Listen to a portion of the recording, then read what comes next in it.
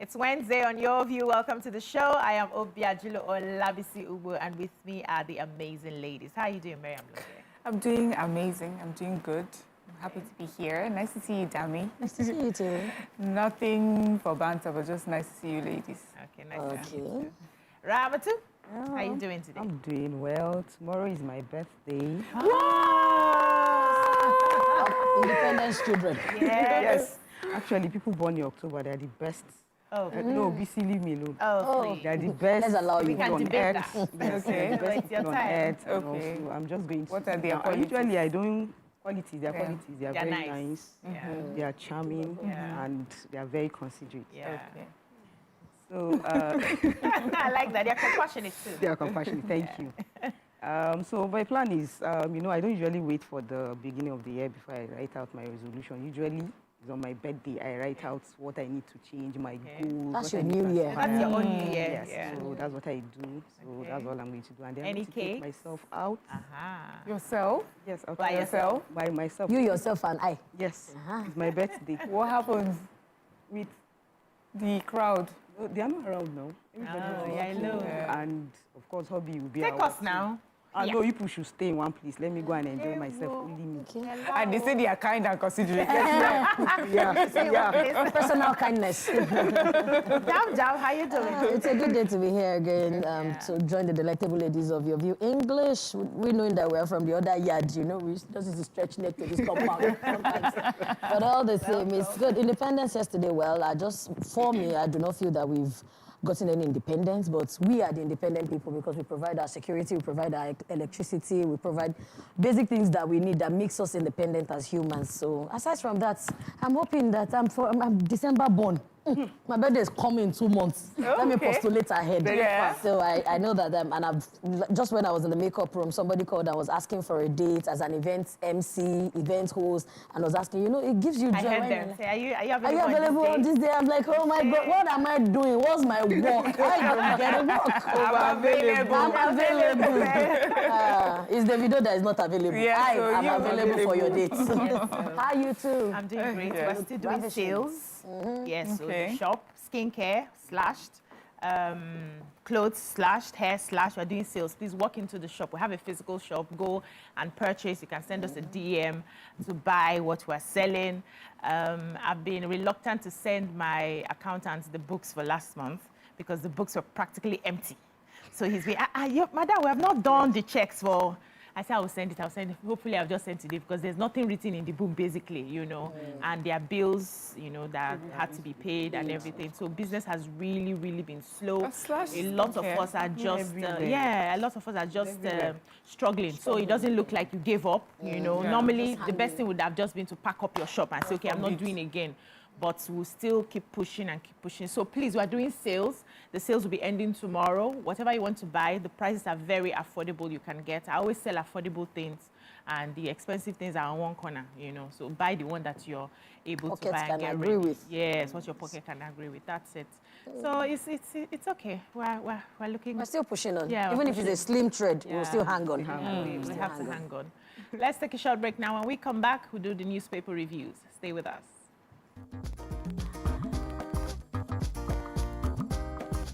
Stay tuned. Your View will be right back.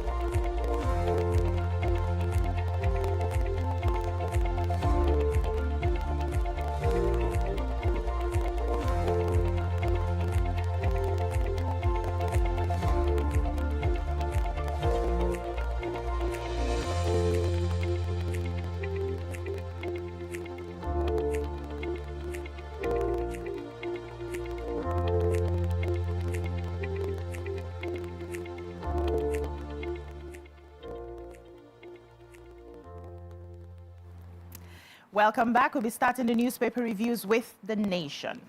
Major headline, Nigeria at 64. Military display at Aso Villa marks low-key event. President releases pigeons, cuts cake with others. Jonathan Okunjo-Iweala mark, governors foresee greater Nigeria. Security forces find another 66 illegal refineries. 72 incidents in 1 week. Noun center set ablaze over rumor of likely use as IDP center. Pockets of protest in Lagos, Abuja, others. Decay in public schools unacceptable, says Abbas. Why governments must slash $3 billion annual wheat import by experts. FRSC operatives recover 8.6 million at crash scene. Makinde extends transport subsidy. What stories do we have in there? Okay. My story is... Okay. Okay, I've got the Speaker of the House of Reps, Abbas Tajuddin, has decried what he calls the largely unregulated and proliferation of private schools in the country, saying that it has led to unacceptable decay in public schools across the country. So they said that he said this during an interactive session with students drawn from public schools in the FCT. He says that teachers, even in public schools, now put their children in private schools because they do not have, they have no belief in what it is that they're doing. He also said that that Nigeria's education sector, for it to return to its glory days, adequate supervision, quality assurance in public schools must be prioritized by those tasked with the duty of running the sector. And I hear him, but I have a friend who owns a foundation and she works with public schools, especially in Lagos State. And she opened my eyes. I used to also think that these private schools everywhere, but she mentioned that the schools, like in Lagos State, the public schools are few and far between, and the private schools, bridge the gap, bridge the distance gap, and also fee gap, a lot of things like that. And that's why we have a lot of them. So what I would like for us to say going forward when we're talking about this education is how to work with both parties, with the private schools as well, improve on them, or make them public schools in some way so that we have more children in schools. Constantly just talking about what the issues are at the very top is not a problem. What is the reason why we have many private schools? That is what we should be looking at. But they said he also made some... he distributed bags of rice and also offered free treatments for people to... Yes. We shall rise. We shall rise. About the rice. We shall rise. Which are the stories? Okay, so I have the story of the Ibezim residence ablaze in Imo State. They said some gunmen touched the residence of a former lawmaker, Senator Frank Ibezim, at Ehime Mbano local government area of Imo. They said the suspects who are still at large also burnt down some facilities at the National Open University of Nigeria, also situated in the area. There was a viral video that went around, and in the viral video, they said there was a report that the federal government plans to renovate the Noun facility as a training ground for repentant Boko Haram insurgents. Wow. And simply because they saw the Federal Commission and National Commission for Refugees, Migrants, and Internally Displaced Persons, Tijani Mohammed, they went to the center with Mr. Ibezim. They went to they went on an inspection so that they can start a program to help the vulnerable persons in the state. So the program was supposed to start before the end of the year. And they said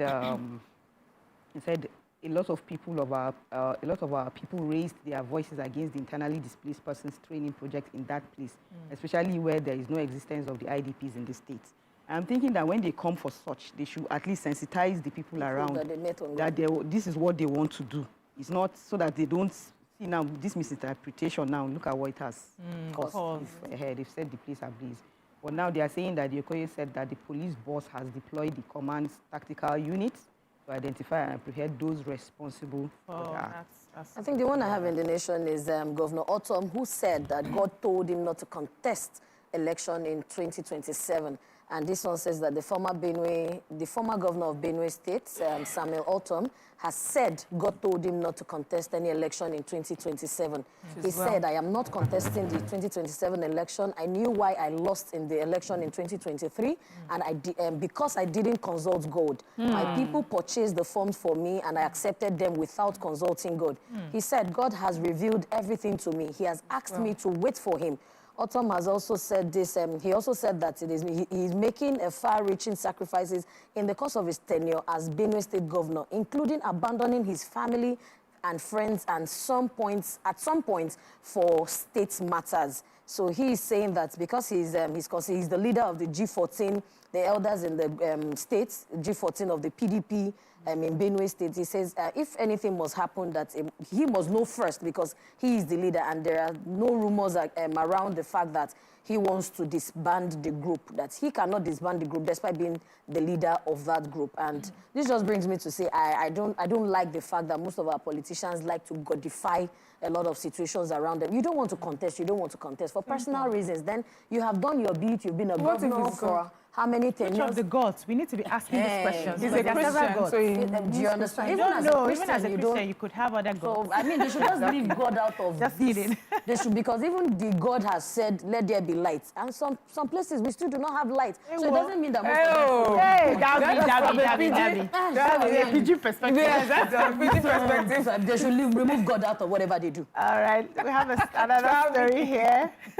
The Federal Road Safety Corps, FRSC, Kaduna State Sector Command operatives have recovered 8.6 million at the scene of an accident.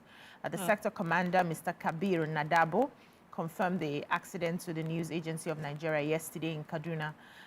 He said the crash occurred at area G Samaru on the Zaria-Funtua Road at about 7 p.m., which left 2 persons injured. He said the Ford pickup belonged to the Nigerian Army, and it collided with the Toyota Corolla. Both were involved in the accident. Said the van was moving towards Funtua when the Corolla, lost control and crashed into the Ford. But according to initial investigations, they said the cause of the crash was speeding and loss of control.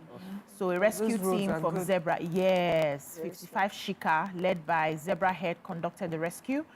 They also went ahead to say that further investigation showed that 3 people were involved in the crash, 2 sustained injuries, while 1 person was injury-free. So they had... Port Harcourt Refinery misses 7th production rollout deadline.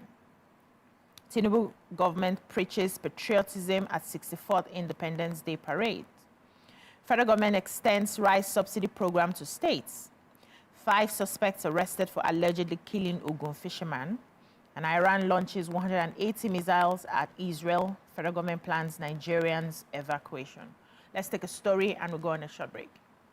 I have the one for the flooding worsens despite 180 billion naira spent on dams.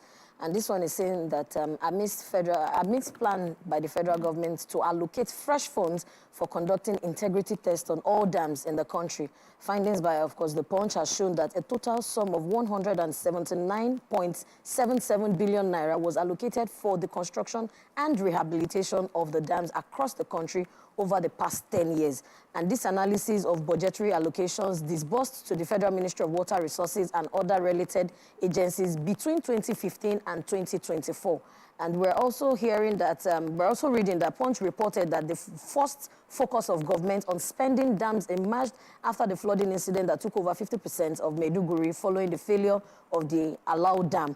This incident triggered the several downpours, resulted in a catastrophic flooding in Borno State, claiming over 30 lives and displacing at least 400,000 people. And finally, the breakdown of the budget between 2015 and 2024 showed the government allocation for preservation of the dams into 1,524.5% from the previous allocation in 2015, which was 44.25 billion within the 10 years, highlighting a steady increment in budgetary allocations. So I like the fact that they said they want to do integrity tests for the dams. So when they are doing integrity tests for the dams, the people that are allocating to should do integrity tests for themselves. So true. We'll take a breather here. When we come back, we continue the newspaper reviews. Stay with us.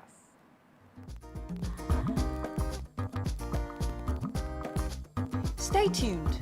Your View will be right back.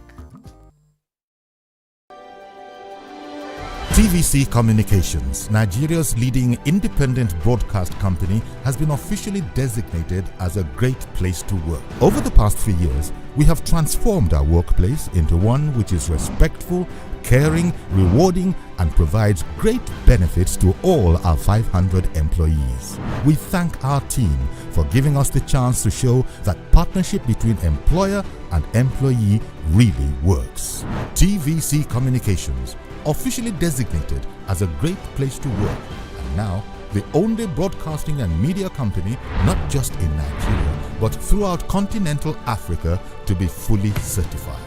TVC Communications, a great Nigerian company, a great Nigerian place to work.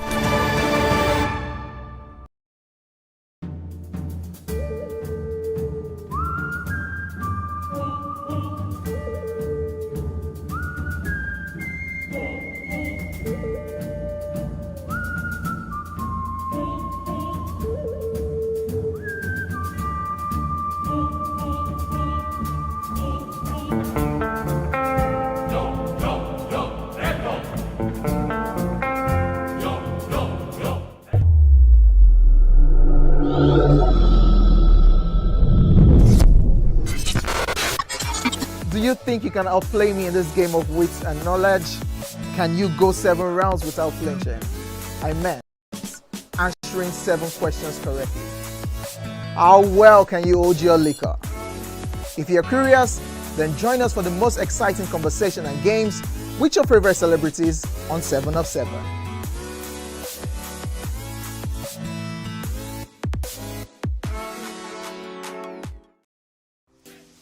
Welcome to Pure Entertainment.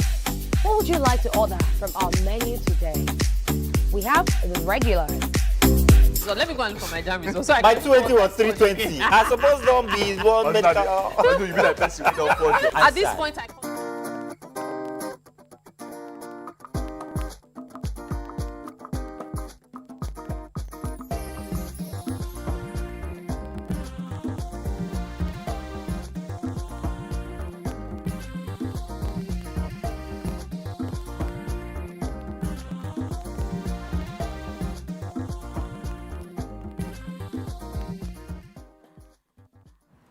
Welcome back. We're still reviewing the papers, and Ramatu is ready with her story. Yeah, so we have the rice gist. They said the federal government is expanding its subsidized rice program to alleviate food insecurity in Nigeria, with sales set to launch in Lagos, Kano, and Borno states. They are going to they said the federal government is providing 30,000 metric tons of rice, meaning translating to 1,000 trucks. Each of the truck is carrying 600 bags. And they said that it will be selling for 40,000 naira. They said the initiative was part of a broader strategy to ensure that no Nigerian goes to bed hungry. But he also said that the subsidized rice program also aims to provide relief to citizens amid soaring market prices. They said the current market price of a 50 kg bag of rice is about 90,000 or 100,000. I bought mine around 100,000 or so. I bought and this rice gist. 107. 107. Yesterday. It's more than 100. Rice, yes. You better manage it very well. Manage my rice. So, but I keep saying it's not just rice that is just the issue. They have to subsidize other things. Which they are doing. I saw one concerning wheat. Okay. Because a lot of people consume bread and all this history, so they should also do something. I've said it before, we shall rise above rice. Okay.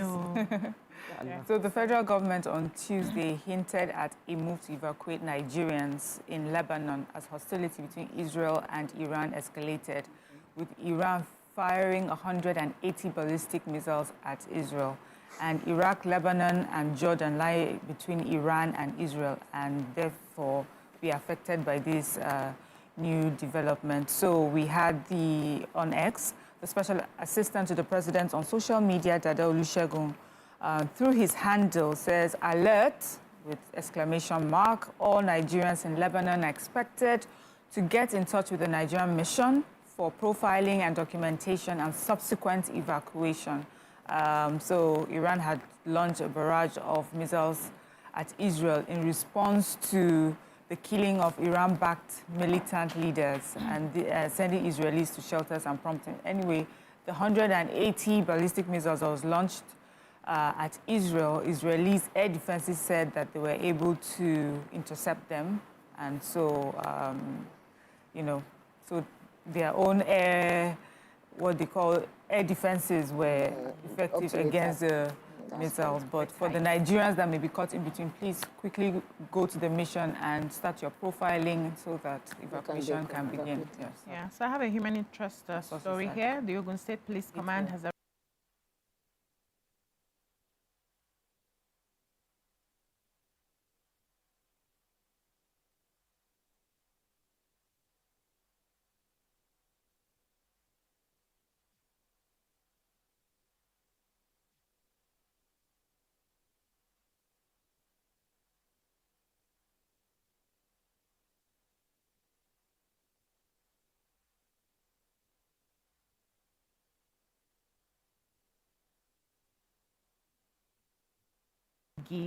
Police Division on Sunday. And according to the story, they said that the suspects were arrested after the family members reported the incident. That's the deceased family members reported the incident. They said the deceased and his 2 sons had left their home to go fishing when they noticed suspicious activity, in their fishing trap. Okay. And by the time they raised the alarm and spotted those people, the guy used a bamboo stick and hit the chest. Luckily for the 2 sons, they were able to escape. I'm sure they were the ones that made the report at the end of the day. But then the guy had died of the force, so severe hitting, and then his body was just thrown into the water. And I'm wondering, when you went to steal fish and then you're killing the owner of the fish, when they raised the alarm, why didn't you just run away? Yeah. It's well. Let's move on now to the Vanguard. Major headline: soldiers, police crack down on protesters in Rivers, Abuja, and Kano. Emirates lands in Lagos 2 years after suspending operation. NNPCL allocates 48.6 million barrels of crude to Dangote refinery. Macallan unveils 73-year-old whiskey masterpiece Tales of the Macallan Volume 11. Independence anniversary: Nigeria at risk of dictatorship, Atiku and Obi. Here we have Independence Day speech. Tinubu failed to address Nigerians' problems, the CSOs. Iran launches missile attack on Israel. I didn't steal Kaduna's money, can swear with Quran, says ex-governor El Rufai. Gunmen sets Nan facility ablaze in Imo. What stories do we have in the Vanguard? Okay, so I have the story of the I didn't steal Kaduna's money. Okay. Aaron said about Quran, he says El Rufai. So they said the former governor Nasir El Rufai of Kaduna State has pledged to swear by the Holy Quran that he did not steal state money during his tenure as governor. And he also challenges his predecessors to do the same. He said, I did not join politics to steal money or enrich myself. I was satisfied with what I had before becoming the governor. And he also said, I have always prayed for guidance in all I do. I strive not to betray the trust of the people. Whenever the former governors of Kaduna State and other leaders are ready to swear with the Quran that they never misappropriated public funds, I will join them.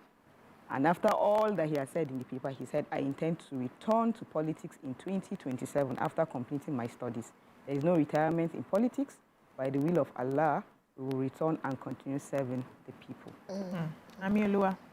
So I have the major headline here. Said some protesters against bad governance had a raw deal in the hands of the army, police, and other security agencies, and even political thugs yesterday in Rivers, Kano, and the Federal Capital Territory, FCT Abuja.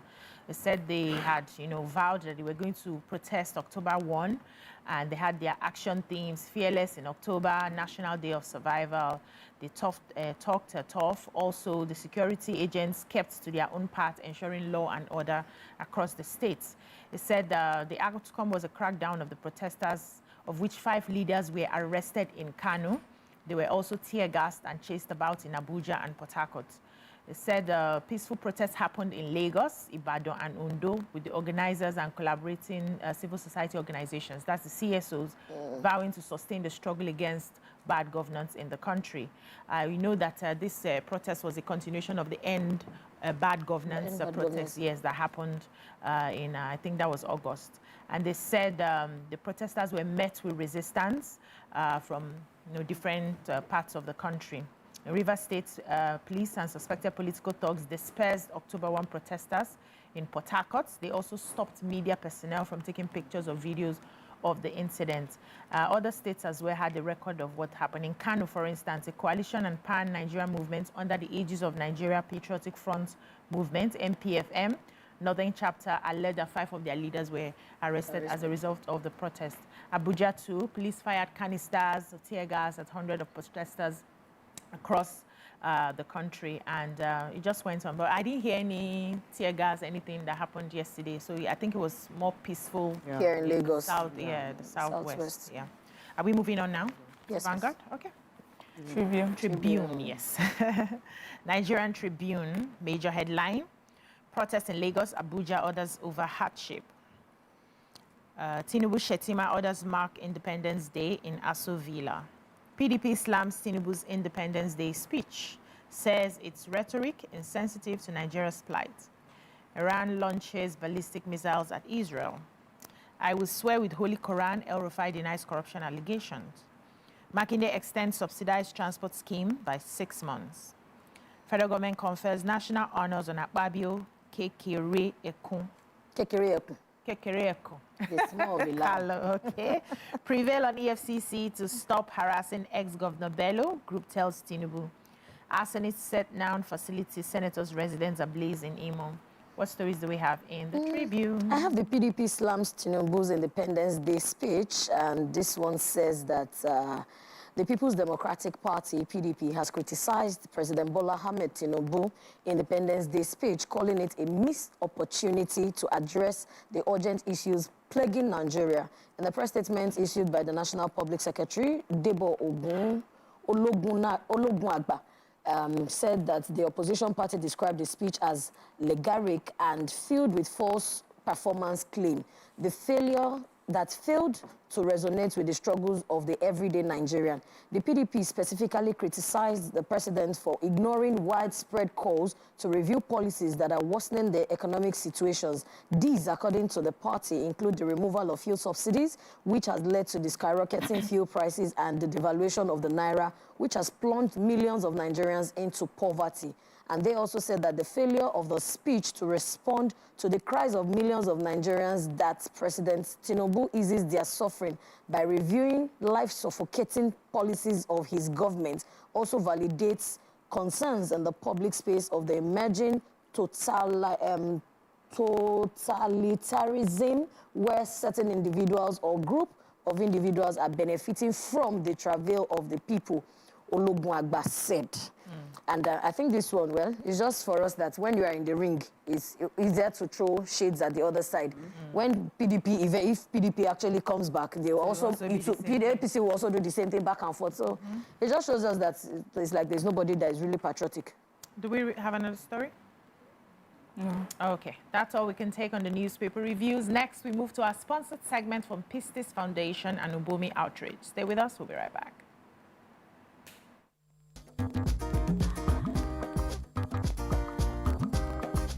Stay tuned. Your View will be right back. Welcome to Pure Entertainment. What would you like to order from our menu today? We have the regular.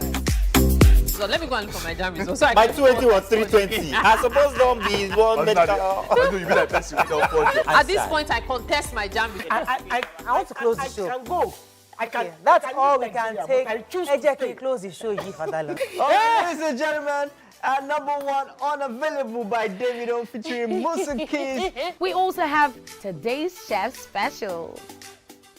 Yo, shine, shine, shine, shiny, yeah. Say recap done, and it's time for #1 on the countdown. One of Nigeria's hottest artists right now, his name is Rema, and this one is called Charm. Kick it.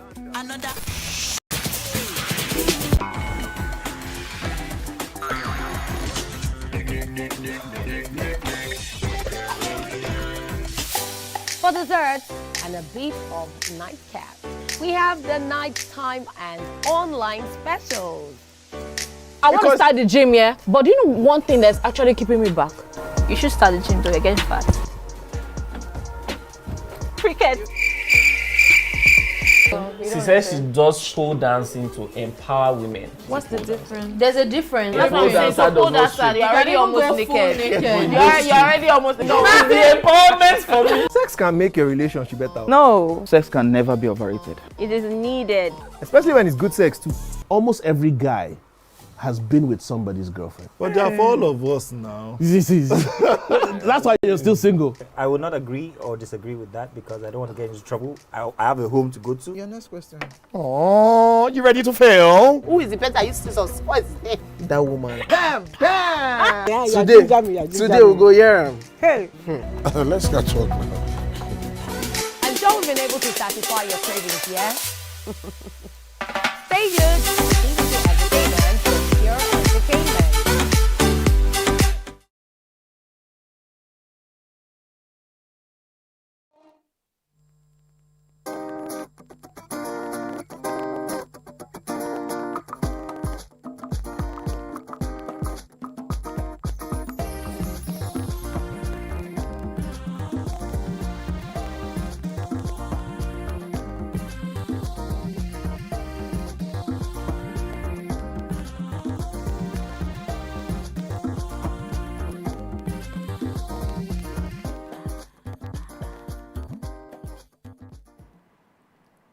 Welcome back. So joining us now to tell us more about Pistis Foundation and Ubomi Outreach is a thought leader, conference speaker, and leadership coach with over 2 decades of exceptional track record and cross-functional experience in leadership, business strategy and execution, human resource management, and social entrepreneurship.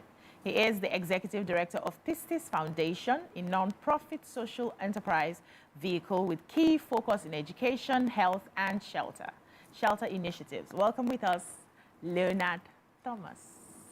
Good morning. Welcome, sir. Welcome to the show. Thank you for having me. So tell us what inspired the creation of the Pistis Foundation and what gap did you intend to, bridge with it?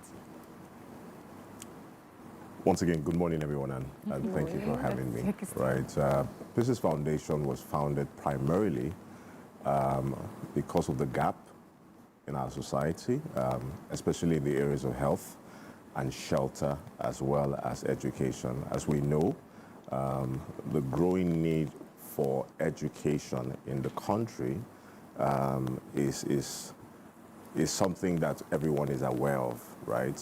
Statistics tell us, for example, UNICEF came up with the recent data on out-of-school children, right? Sometime last year, saying that about 18 to 19 million out-of-school children in Nigeria.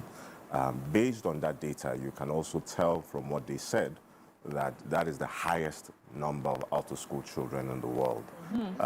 When you talk about health, for example, one data that I can speak to is that, WHO, which is the #1, global body for health in the world, says that the standard protocol when it comes to patient-doctor ratio is 1 to 600. But from what we have currently in Nigeria, we have about 1 to 9,000 or 10,000, patient doctor-to-patient ratio. That is staggering. And, it's a call to action to every well-meaning institution as well as individual who wants to give back to the society. And that is what inspired the setup of Pistis Foundation. Okay, so for every business, you must have a vision and mission. So can you tell us what your vision is, and also how have you been able to achieve your goals, your vision or your mission statement? Yeah, so when we started, our goal was primarily to address the gaps, but we saw the need to have a clear vision. We started with a 5-year plan. Our vision is very simple and clear: to be a model provider of empowerment of opportunities for the economically challenged. So we noticed that it is not enough to focus on the less privileged, right? So we're deliberate about, the economically challenged, because there are a lot of enlightened people who are, challenged economically. Just 2 days ago, I was just talking to someone who, had become, an artisan, and she was telling me that she was a graduate, right? But she was doing it in such a manner that, was noble, if you allow me to put it that way. So when there are issues with quality in anything that they're doing, right, they are not able to do it at optimum level because they don't have the need. Sorry, they are not empowered to do it, right, because of the economic situation in the country. So that is pretty much a summary of what our vision is. Okay, I'd like to ask, as regards your foundation, the involvement since it began. Could you highlight on some basic projects or milestones that you have reached that has reflected your journey so far? Yes, in terms of milestones, right, like this week, where we're in right now, we're having our flagship initiative. It's something we do annually, right, known as the Ubomi Medical and Surgical Outreach. It's our 5th edition. Coincidentally, this month we will be turning 6 as an organization. So it's happy anniversary to Pistis Foundation.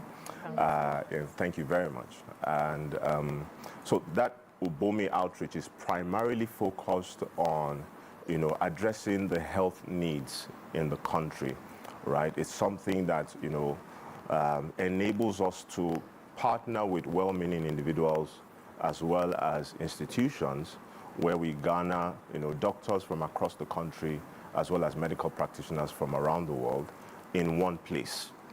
And we're able to pull together close to 4,000 to 5,000 people in 1 week. Wow. Every year, right?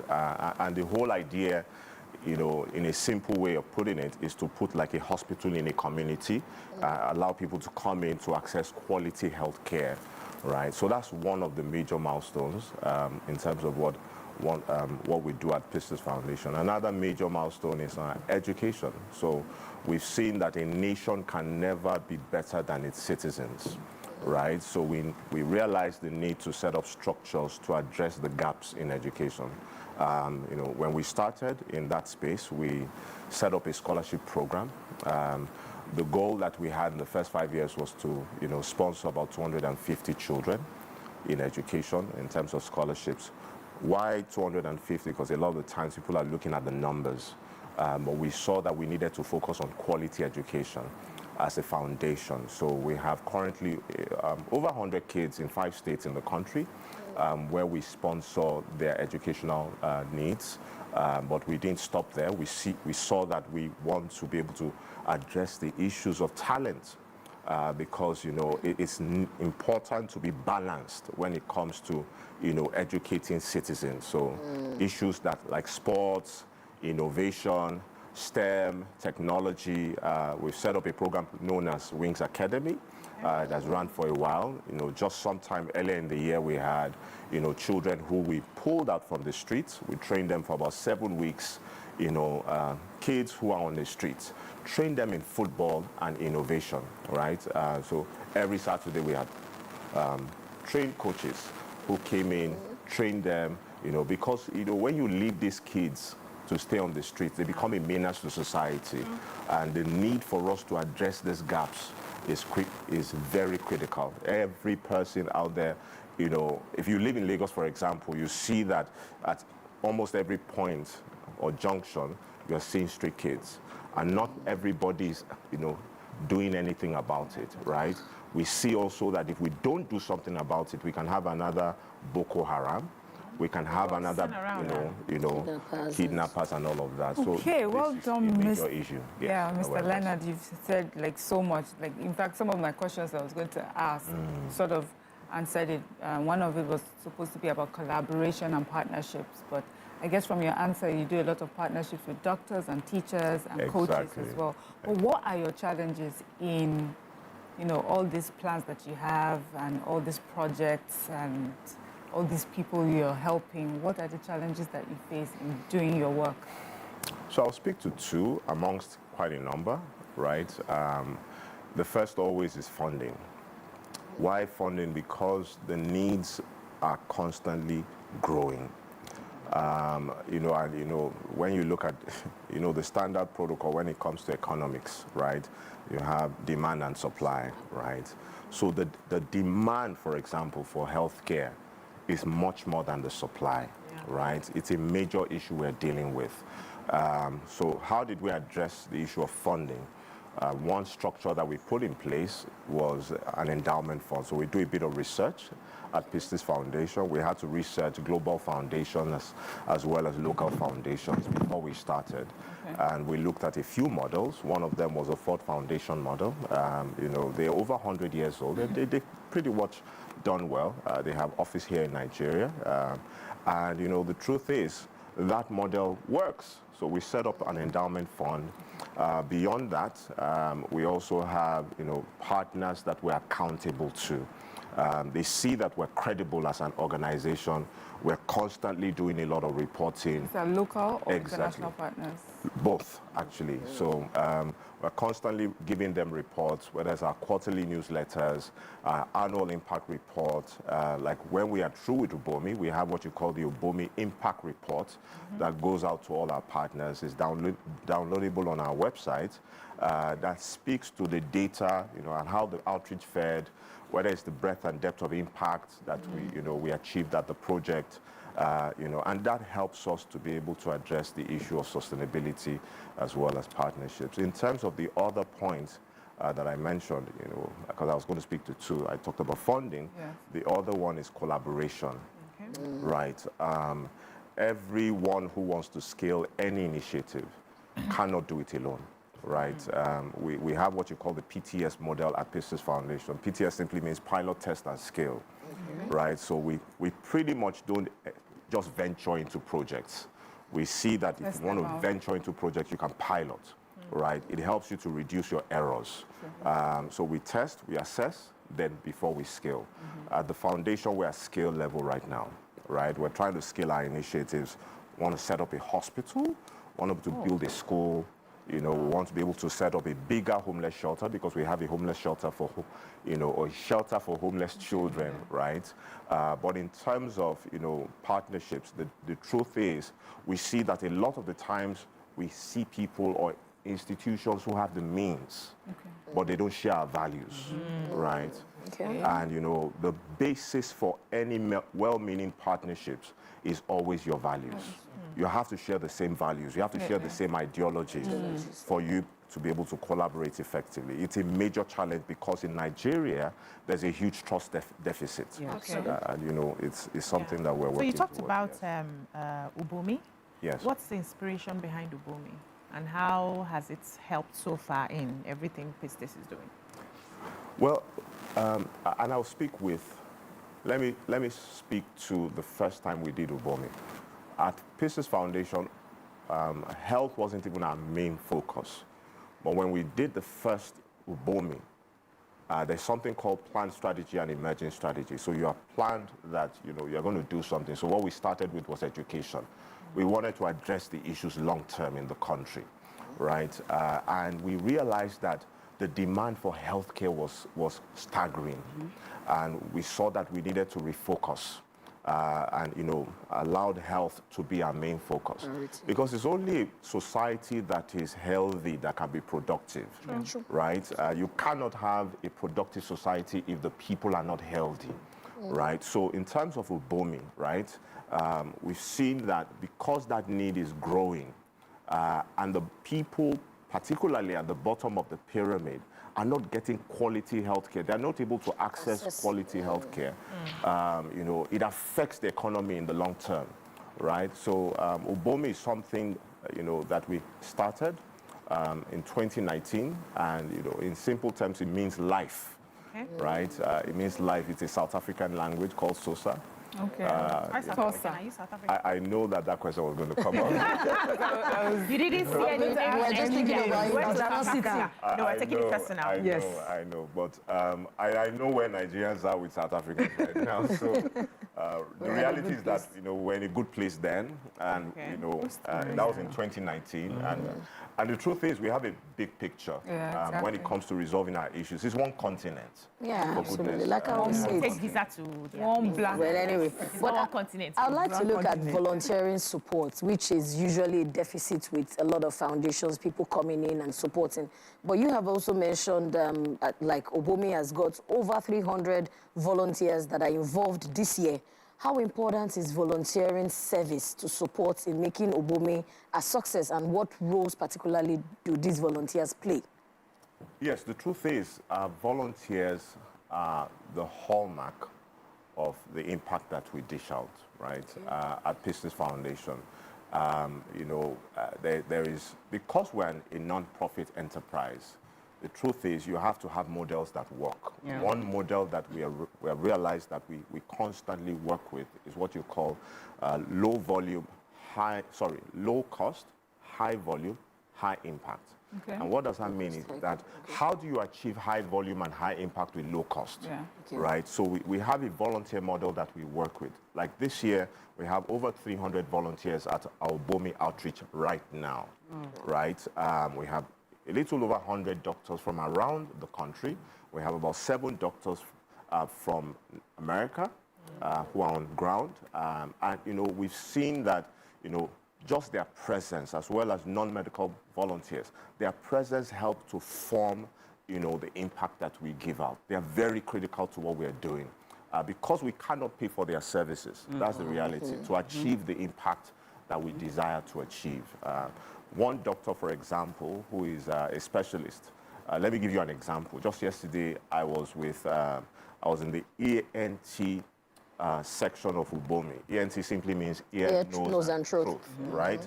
And, the doctor had seen a particular man who had had a fungal infection in his ear for 10 years, right? And the doctor was, he showed us a device, because they use the latest technological tools. And we saw the fungus, right? And saw after he had removed the fungus, and we saw his eardrum. And the doctor was saying that if, he was asking him, how was he treating it? And he said he kept going to chemists and pharmacists because his ear kept aching and he wasn't hearing anymore. For 10 years. For 10 years. Whoa. That is heartbreaking, right? And, you can also see the level of ignorance. He couldn't also access healthcare because he didn't have the funds. Exactly, that was right. So that hit me hard, and that gave me some sense of fulfillment that what we're doing is meaningful.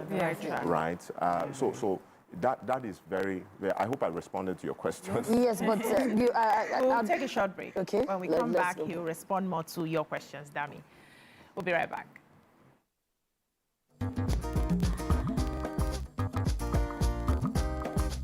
Stay tuned.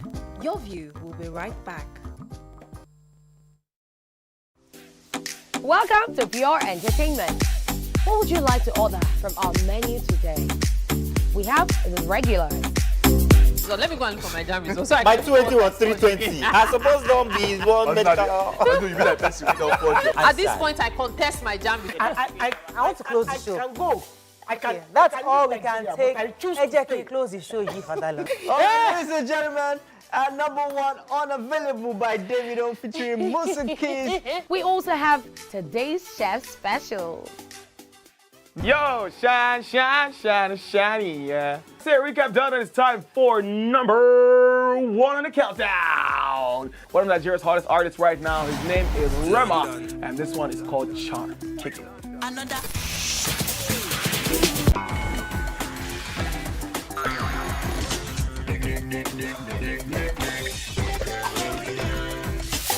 For dessert and a bit of nightcap, we have the nighttime and online specials.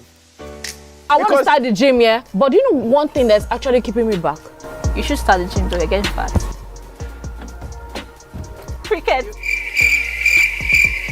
She says she does pole dancing to empower women. What's the difference? There's a difference. That's what I'm saying. So pole dancer, you're already almost naked. You're already almost naked. No, the empowerment for me. Sex can make your relationship better. No, sex can never be overrated. It is needed. Especially when it's good sex too. Almost every guy has been with somebody's girlfriend. But they are for all of us now. That's why you're still single. I would not agree or disagree with that because I don't want to get into trouble. I have a home to go to. Your next question. Oh, you ready to fail? Who is the better? You see some spoils.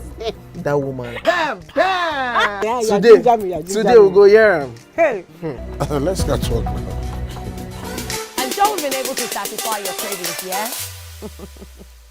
Stay good. Entertainment with Pure Entertainment.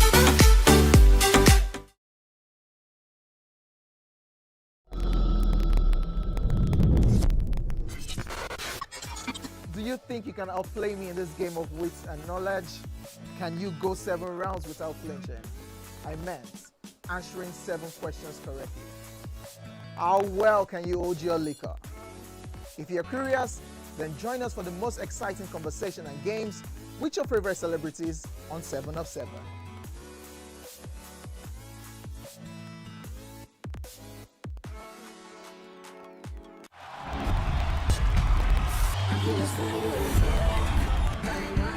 Host, I can tell you that being a parent is one of the biggest reality shows you will ever produce.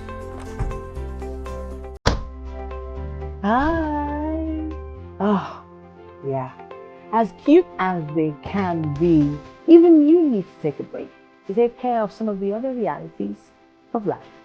And that's why the TVC Staff Crash was put together to help parents just like me get those professional childcare services that we need. Come on, let's go. Let's go. The TVC Staff Crash Baby Lounge team of professionals are here to help take a load off your mind.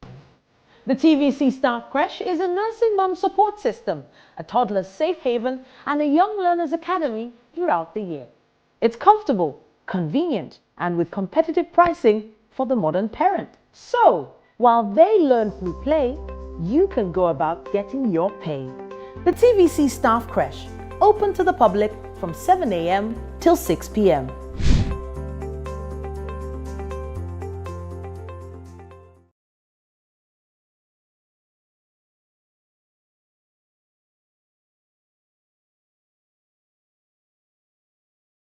Leonard here on Pistis and Ubomi. So because he spoke about volunteering, and I know that we always know that money is the jet that fuels the company. So how have you been able to either pay them, or how have you facilitated some of these your international doctors that have come to Nigeria? What exactly is your funding capacity? How does it look like? Well, frankly, we don't pay our volunteers. Nothing at all? Nothing. Right. That's why and you know that's why I spoke about value. I has turned. So, however, we cater to their accommodation. Okay. Right. We also cater to their feeding. Okay. We cater to their transport when they're coming from different parts of the country. Although our international doctors who have come in, they cater to their transport completely, their flight tickets on their own, you know. So they literally giving back to the country, right? Or giving to the country, because, you know, not all of them are from Nigeria, you know. But, you know, earlier on you asked me about, you know, our volunteer structure, and, you know, I was trying to speak to the issues of, you know, how we, you know, when you look at a consultant's time, a specialist, for example, because when you look at the medical practice, you have general practitioners and you have specialists. You know, you literally are not able to quantify the amount of time, the amount of commitment that they give when, you know, we set up Ubomi or when we drive Ubomi, right? You know, when we've done a top-of-mind estimate of how much, you know, an Ubomi outreach will cost if we're, you know, paying each doctor, right, or surgeon, because we have about 27 surgeons on this project, right? If we're paying the nurses, right, yes, or the other, you know, medical practitioners, it runs into billions, right? We also do free surgeries, right, from dental surgeries to dental care or procedures. We do eye surgeries, you know, removing cataracts, you know, pterygium. We also give out free eyeglasses during the 1-week project. We do fibroid surgeries. In fact, from data that we have gathered over the years, we have discovered that the highest demand usually under surgery is fibroid cases. Yes. You know, and bless you people, this is huge. So where are all these places? Surgeries happening and all. Right now, the place where we're having Ubomi is in Pistis Annex in Lekki of Lagos, Nigeria. Precisely Remio Lowode Street in Lekki, right? You know, from Monday we started, and it will continue up till Friday this week. We've had people who started coming in from Saturday from across the country. Just to wait. Yes, you know. Yeah, I've experienced something like this before. One of my friends volunteered, I think from a church. She volunteered to be part of a program like that. She did it at a teaching hospital close to the house at Aja, mother and child. In fact, that was our project. So we at that particular year, that was 2 years ago, we partnered with the Lagos State government, precisely Mother and Child Care Hospital. We had the First Lady of Lagos State, Dr. Ibijoke, you know, also come in, and she toured the entire facility. Okay, let's talk about your 2024 beneficiaries. Yes. I know that I think your data is giving you about 5,000 people who would likely benefit from. Yes, that's what we're planning. Yes, so how do you get these 5,000 people, and how do you ensure that the outreach really covers their healthcare needs? Through partners like you. Okay, right? that's why you're here. Yes. Okay. All right, thank you very much again. So last week we were on radio, one of our media partners, and we also try as much as we can to do some level of publicity. But we know that those who really need this, a lot of them are not, you know, on the social media, right? So as much as we try to use the social media platforms, we clearly state that this outreach is strictly for the less privileged and the economically challenged, right? So we try as much as we can to also do what you call hand flyers. And we go into the interlands, right? Whether it is Mushin, whether it is, you know, but we are amazed at how people from Ibadan, Kwara, Delta, about you and come. about it and show up. Somebody will tell somebody. Do you plan to go to other states? All around? Oh, yes. Other states? Oh, yes. If we are able, yes. If we get, you know, support from, you know, well-meaning institutions, it's something that we can easily do. Our partners have done this. Our medical partners, Pro Health International, have done this for 33 years across Africa. So earlier in the year, we partnered with them to do this type of outreach in Abuja. Even though some people will not accept that Abuja also has needs, right? Well, everybody has needs. Yes. So we have IDP camps in Abuja, right? 2 years ago, I was in, you know, with them as well as our founder, Godman Akinlabi, in about 4 IDP camps, where we, you know, gave out free foods, free meals, free clothes. We also, as much as we could, did the medical outreach in that region as well, right? Because the needs are huge. Very huge. Yeah. Final question, so we can go. Sustainability and growth. What strategies have you put in place to ensure that your programs continue to grow and thrive? So in terms of strategies, one of the things that we have as a strength at Business Foundation is that we plan, right? So we planned the first 5 years.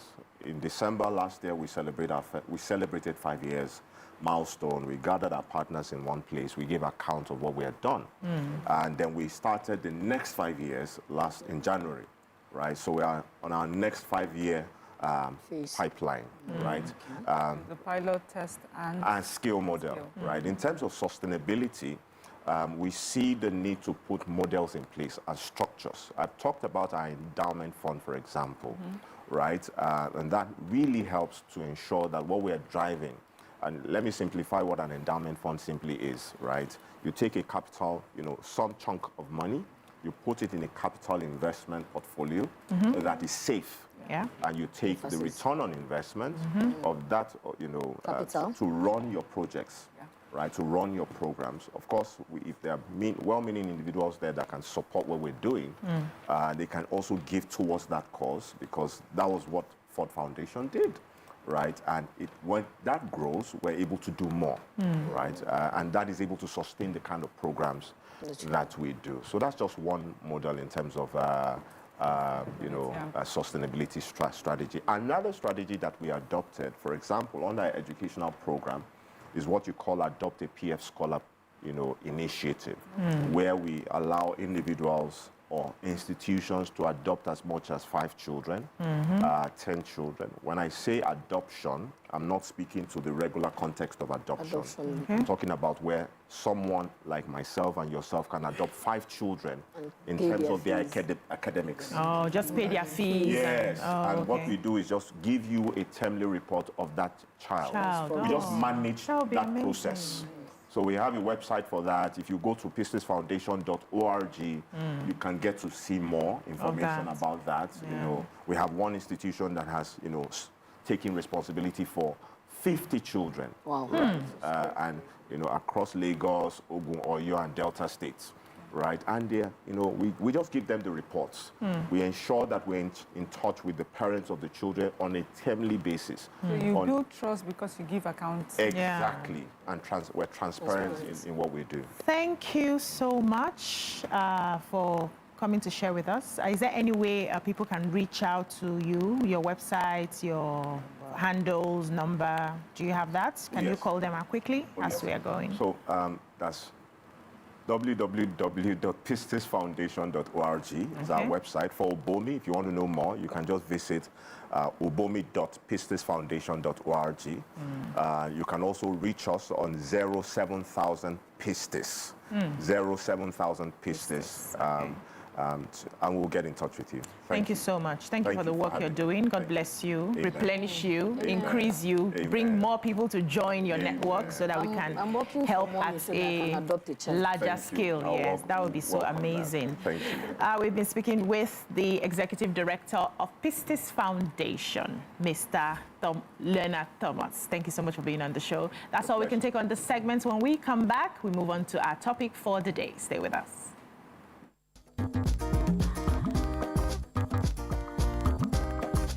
Stay tuned. Your view will be right back.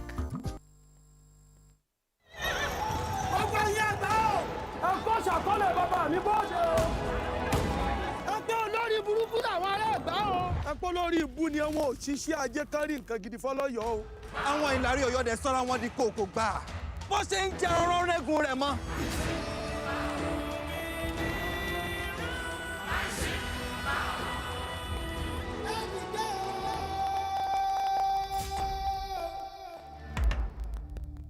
So, if there are any other issues, please let me know. Thank you, doctor. Now that is a physician consultant. My HMO, Bastion, offers telemedicine, which makes consultations with highly trained doctors to be possible. I got a healthcare plan that's right for me and my family. I have access to top quality healthcare services and facilities. We also get access to over 1,700 hospitals and clinics. Call 0800 Bastion, Bastion Health, the HMO that puts you in control. Just close the doors, and you're in a world of your own. Travel is not just about the destination, it's also about how you get there. Fly Emirates, fly better.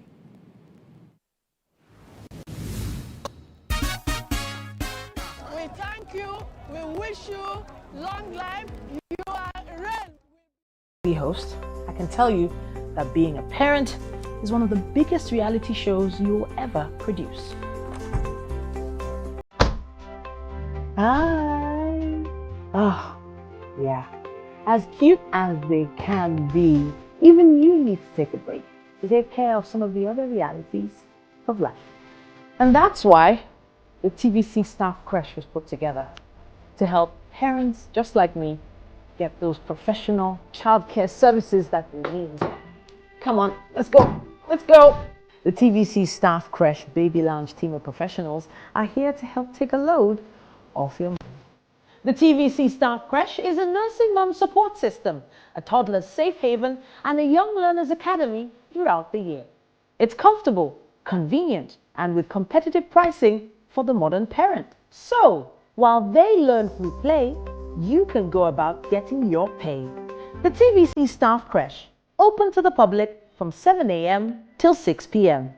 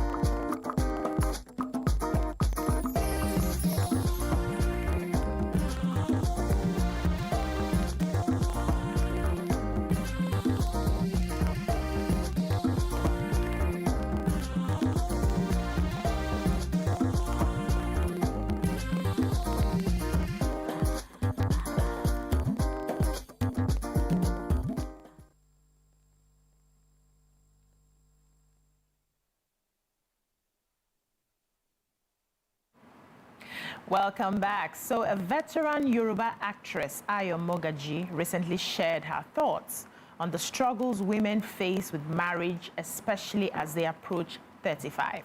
According to her, any woman who isn't married at the age of 35 should get pregnant for any man she sees. And this statement caused a lot of controversies online. People were talking about it, people were talking against it, and I'd like to hear your thoughts on it. So you can join the conversation and call us on 081-764-1679 or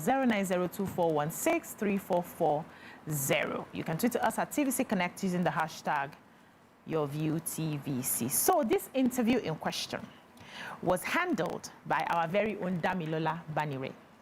And it was handled in, I think, Yoruba. Yes. Yes. So I would like you to give us the context of her response to the question, because sometimes I know that a lot of things are lost in interpretation when you're converting from local language to English. Okay. So if you give that to us, then we'll know how to respond to the conversation. I'll say that basically the question was because she had put it out there that she had her first child and her only child at the age of 40.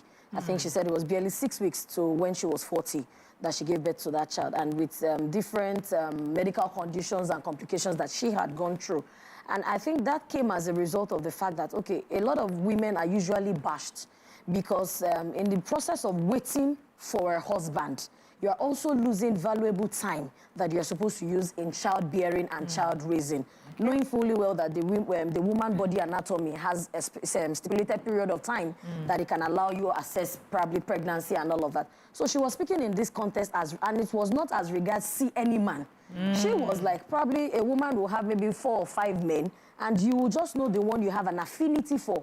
You know, the way we women see men and know that, this one, you know escape. I will, do you get? So it was in that context she was speaking about if a woman is already 35, instead of going through the fact that, because you're not married and you're going to now delay your process of childbirth, you can look for a man, even if he's not ready and you are ready, you're financially capable, you're active to it. You can get pregnant for one of the men within your circle and just know that this child is my child. It doesn't necessarily have to be the man's child if the man doesn't want it. And that was that context. Okay. And I remember that I think a few months back, another English actor, English actress, or so to speak, also said something similar and came under fire because people are now projecting that, oh yes, the organogram is supposed to be get married before having children. But now things are rapidly changing. And women are saying that, oh, I have a friend who, till now, I'm sorry, she doesn't have any child. She's about 44, and she keeps regretting on one pregnancy she aborted. She keeps regretting on that particular one. And I said, when she told me a few years back, she was saying the child would have been 11. Right. I said, when she aborted that pregnancy, and do you understand? So I said, now in 44, there is no husband in sight, nor a child. So it brings us back to if she had that child and she was just raising the child, she knows that she's nurturing something for her future. Okay. And that was just the context. Damilola, I would like to hear the thoughts of the ladies. Ramatu? Okay. What do you think about this? I think basically I agree with her to a large extent because there are some women that go into menopause very early. There are some women, I know of somebody who went into menopause as early as 33. Yes, she entered menopause. Wow. And you can imagine, she was not yet married, and you can imagine already faced with, yes, you can go into menopause at any age. That's what I just realized with her. And then, secondly, I would say most women is not, I know that a lot of women, some of the guys are irresponsible. So they won't want to just take in and just have a child for any man. I have a friend who didn't want that drama involved, and what she did was she did IVF. Okay. Well, guess what? She went to Egypt, so she did IVF of those Arab look. If you see her kids, they are so she looking very nice and all. So she decided to do it before she clocked 40. Okay. So if a woman is waiting and she sees that at the end of the day the marriage is not coming forth, yes, she can decide if she thinks that's what she wants. It's okay for her to have a child. And I think it's better for single. I don't want to look down or spoil anything. But I think it's better for a woman to have a child, to be a single mother, than gay parents adopting a child. That's my own opinion. I'm not generalizing. Another one. Another one. We are trying to survive this one. So, I've entered another angle, sorry. So I think, so I feel women should, if you feel that, because there are so many women who are in a relationship, you find out that they're with a guy and the guy is not serious, he's not ready to commit, he's not ready to... put a foot down. Yeah, exactly, be a father or something. You can decide to be a father on your own, just, go in, get pregnant, and then have your child. Move on. And move on with your life. Okay, Miriam. Because should we get pregnant before? I think, look at you. You would have finished that. The way I was saying No, it. it's because we married on time. If we did not, maybe this would have been our conversation. Exactly. Yeah. So in this sort of conversation, you have to put yourself in other people's shoes. True. Because, I don't know. Nigerian system confuses me, because we tend to give a lot of, our culture appreciates and praises a woman that gets married and has her children in marriage. We have demonized and called out women who have had children outside wedlock. Yeah. So if we are calling, baby mama is now synonymous to a bad woman. Do you understand? If we call those women baby mamas and bad women, why are we now saying that they should be baby mamas once they are 35? Times have changed. So I don't so for me, I'm here to learn from all of you, because I don't understand which way to go. Is baby mama wrong when you're below 35? And the boy is right when you're above 35. Because there's an age caveat here. Yes. So that's what, that's my question. And yes, there are people, I actually know of a couple of people who are way older, in their 60s, who've never married and never had children. And it was a decision for religious reason that I am not going to defile unless it's on a marital ground. And if it is God's will for me that I don't have a husband, then I will not have a child outside wedlock. So there's that, there's the Christianity, and many of us claim to be quite religious. I know of Islam too. They will frown on a woman that is having children outside wedlock. So which one is it? Please, Nigerians, teach me the way forward. Because I really, in this case, I don't know where. Particularly because she also stressed on the fact that a lot of women who miss their youthful age, they are chasing career. Yeah. That you can always have a child and go back to your career instead of having to focus so much on your career and you now lose that time frame of having children. Yes, I agree that there are a lot of times that women are delayed for different reasons. God factor, natural factor, medical factor, anything can be a cause of a delay. So imagine a woman who is accomplished. I remember that I had an interview with a top... Can she adopt?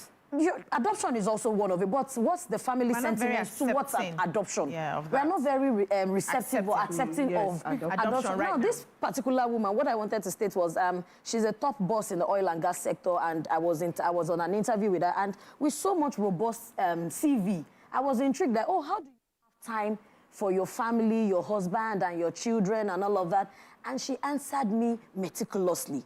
After the show, I got to know that there was no husband nor a child. And I felt terrible because I didn't get that part of the manuscript. And in my head, it's just like, every woman who is accomplished, at least she should have a family. And just like I said, she answered me meticulously, and she didn't give me an to the fact that there was no husband or no child. So she has achieved so much in the oil and gas that, in fact, she says that people look at her as a man, that they don't even treat her as a woman. Do you get? So now, looking back to, if she goes back to her closet, there are tendencies that probably she's reneging on the fact that, when I was supposed to have children, I was busy putting up my career, setting up my career. Okay, now this career has come now. Like the way we say it, who is going to inherit every other thing you have left there? Next of kin did not send you. Okay. Let me take this call, then I'll come to you. Rufiat from Iyanokbaja. Good morning, Rufiat. Good morning. Good morning. I would like to put in my contribution to the topic. Okay. And I would say that what she has actually said is right. She might have said it, or people might have perceived it in the wrong way. But what she said is actually right. As a lady, we all know that our body system differs, and we tend to be more fruitful or productive when we are in our middle 20s. Where, if you try to get what I'm saying, the chances of being pregnant and everything giving birth to active children is when we are in the 20s. I won't talk I'm talking from experience. I'm in my mid-30s. Okay. So I discovered that when I was in my early 30s, or let's say going towards 28, 29, I was able to conceive actively. More the chances of me conceiving was very high than when I'm in my mid-30s now. So that statement coming from Ayo Mogaji, I'm sorry, this is the truth that we all are shying from. To accept. Just because we might just be perceiving it wrongly, but she's actually saying the truth. I'm a Muslim. I will support you having children out of wedlock. I'm sorry, I won't support that. But our system should encompass the fact that we can give birth and still go on with our careers. We can give birth. But if you give birth outside wedlock, you're supporting it now. That's what you're saying. Are you supporting? No, Are you supporting or you're not supporting? I'm not supporting child out of wedlock. But giving birth and going back to your career when you're not married is also... that's why I'm saying that we should allow early marriage. Early marriage. Nobody's stopping early marriage. Is anybody stopping early marriage? Okay. I get you. Thank you so much, Rufayat. So what she said, I was going to respond to that when you said that a woman who has given so much has sacrificed, her youth for her career. And I know that this is a sacrifice that she's aware of, right?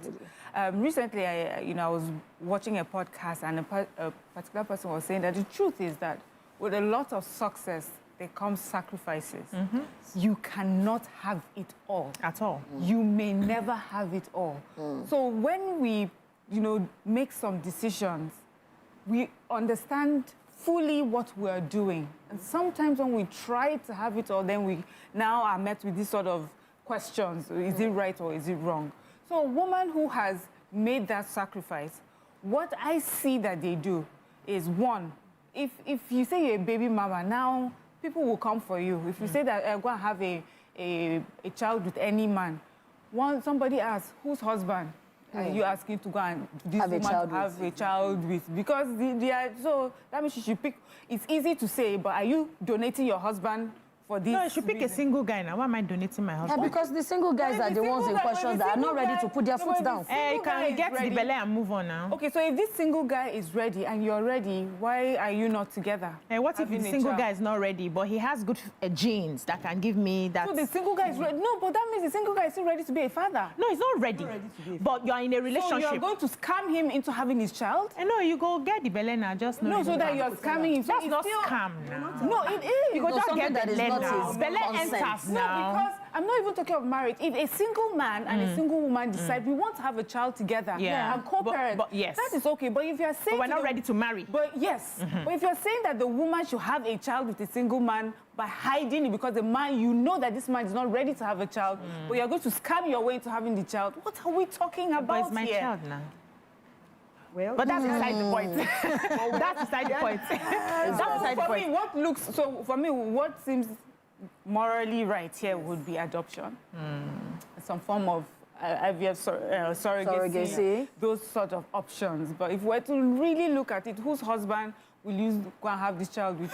Or whose son are you going to scam into having a child that he's not ready? And then when he's finally ready and to be with his person that he has decided to be in a relationship with, then you now appear and say, that time, even though you said you did not want. We may not appear. Let me give you a quick story. So there's this particular guy who said, wait now. Yeah, they know they look. Sometimes they know they look. So wait now, let me tell you. So this particular guy just walked into the X at the shopping mall. And then? And saw twin boys with his face, exactly.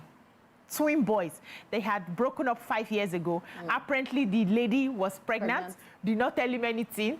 She gave birth to her pikin, carry pikin. Now she's married to somebody else. But he said immediately he saw her and then greeted her and saw.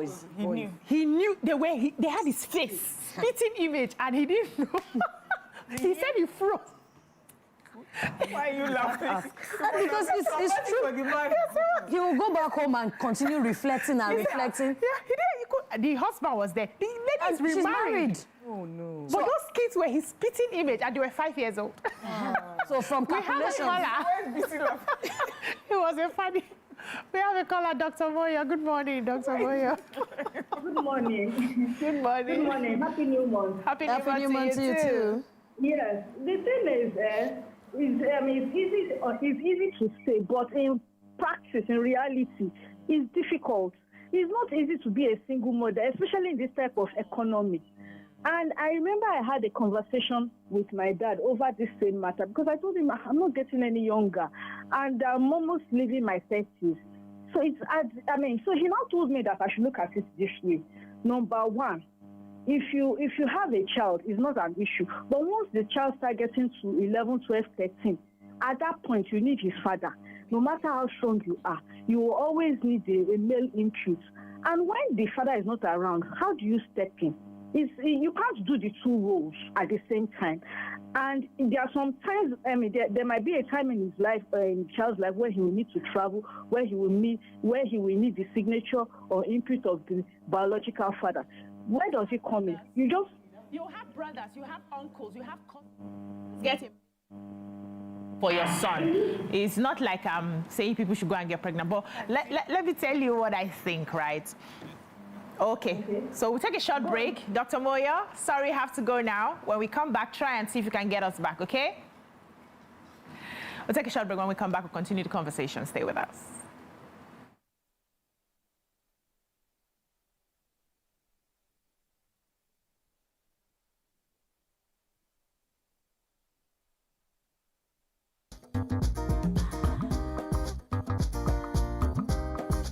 Stay tuned.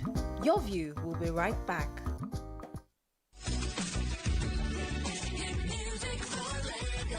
As the morning light filters in, the Max Breakfast kickstarts your day from the bedside. We bring you the morning vibe and plenty of ginger to start your day right. Join us on the Max Breakfast as we help you sing your day one step at a time.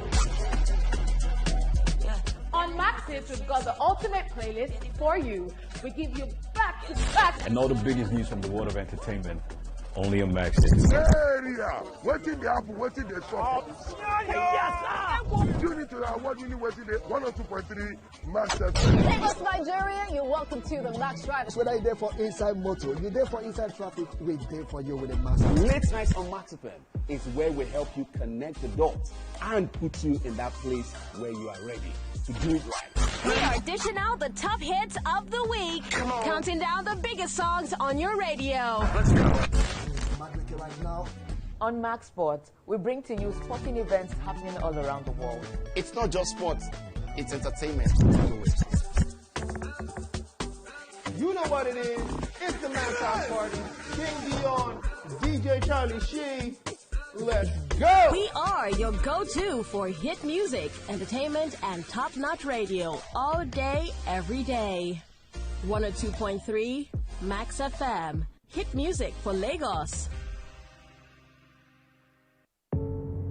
Doubt and fear doesn't occur at the canvas, it shows in the canvas. It shows the conation of raw ether material slabbed, stroked, and molded at a pace provided by the doubt and fear. Every move way in the struggle of one to the other, merging the past to the present, brushstrokes of colors seen but not known. For when the wailing stops, the pieces settle down in abject beauty erected for a century of a century. Speaking, advocating, protesting as the arts are meant to be.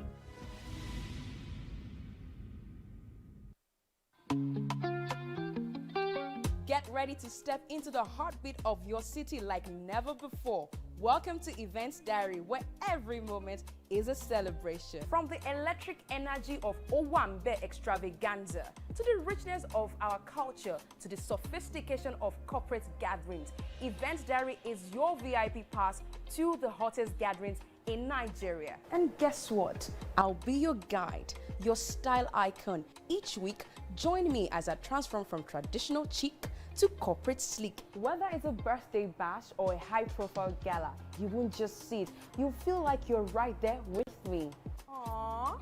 From meetings to evening soirees, I'll be there. or to the trendiest street festivals or to music concerts, Events Diary has something for everyone. So join me as we explore the vibrant tapestry of Nigerian scene, one event at a time.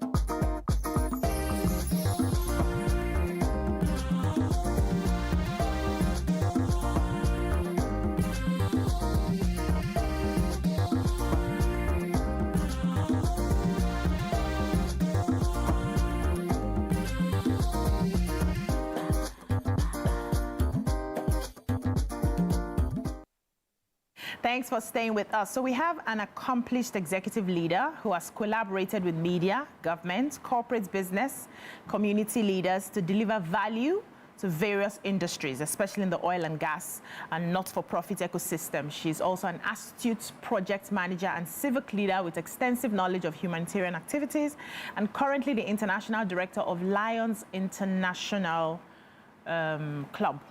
Yeah. I'll call it club. Welcome with us, Princess Bridget Adetokbe Tychus. You're welcome. Tychus. What name is that? Which country? Lagos. Oh, Lagos. From Lagos State. From Lagos State. You're welcome, ma'am. Back in the days, you have the Brazilians. Okay, Tychus. This is my first time seeing that name. Yeah. You're welcome, ma. So we're having a very interesting conversation before you joined us, and I would like your input on it. We're talking about women who've passed the age of 35, heading to 40, if they should, decide to have a child and then continue their career so that they don't get to a point where they can no longer have a child because of our biology issues and then begin to regret. And I'd like to know what you think about it. Are you a Christian, ma'am? Very good Christian. Okay. All right. You can start from there. Okay. Go ahead, ma'am. Okay. Let me say good morning and happy independence to viewers at home. Thank you, ma'am. I'm so glad to be here with you and to have a say in this discussion that was already on ground before I came in. Women are wired by God to fulfill some basic and essential duties. And one of them is bringing a baby to life. Unfortunately, you will see the window where doing such is very easy and very convenient. And after that age, that window, it's not that it's impossible, but it might be difficult. Might be difficult even in terms of the health challenges that we expose such women to. So when you now decide to have a family, bringing a child into the world is that lady's or that woman's decision in terms of put all things you have on ground. Can you take care of this baby? Will your work or time or career permit? If you go through all those checklists and you think you are good, you are talking about, I must have a husband. Is that to have a baby? There must be a man, right? Husband or not? Or there must be a husband? There must be a man. There must be a man, not a husband. No, wait, ma. Wait. There must be a boyfriend? Wait, ma. Can we finish? There must be a man. So is this man... Does not need a title. Oh, a man must be... Of course, a man. But we want to give the man a label. She said there's no need. Circumstances, the curves in life. Our mothers are speaking from wisdom. The curves that life throws you may not give you that opportunity to label the man, the insemination. And if you fall into that category where you cannot label, and you look at yourself and you say, time is no longer on my side, what do I do? Do you want to abort this baby? Do you want to go ahead and have this baby? What do you do? Let me pause you, ma'am. I never expected that you're going to be this real. Okay. Because I had to ask first, are you a Christian? And I said, start from there. Yes. So this was not the response I expected, because what we hear is a blanket. If God says you must go through this way, this is the only way, there's no other way but this. Now, hearing a woman of your age saying that sometimes life throws you curveballs, it's just being really realistic. And I'm sure that's where the original actor came in from. That life can actually do I hear, ma'am, I hear about the curveballs, but, you know, also, I'm sorry that I have to put the Christian Go ahead. person, you know, I don't know also maybe what role you also play in church, but I know that women who are Christians, especially our mothers and older, would call a woman who's had a child outside wedlock as a bad woman. She's a bad example. So how is it that in one breath she's a bad example and then the second breath, it's okay, life throws her curveballs? Why the double standard? Why the double standard? Exactly. You won't? Okay. Oh, it's black. I'm not judging, I'm just hearing you people in the society. So what do people say? People say in the Bible, the Bible say no. The society, when we are talking, when a lady comes with a baby, you particularly, I'm sorry to say, there's a certain demographic that calls them out for being bad women. Even in churches, you're suspended from certain activities. You're put at the back, you know, no one says that's a curveball that happened. Let me remind us about a beautiful story in the Bible. Okay. It was this woman at the well who met Jesus, and she was about to be stoned for adultery and all sorts.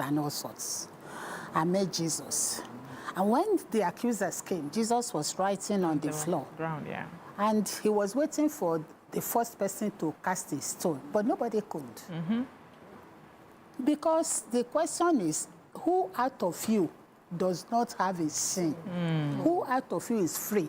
Mine may be a child out of wedlock. What is yours? Gossip.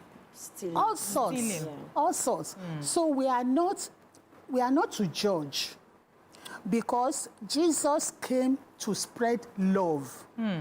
You can correct in love, but you cannot judge me, because you don't know where I'm coming from. You don't know my history. You don't know my story.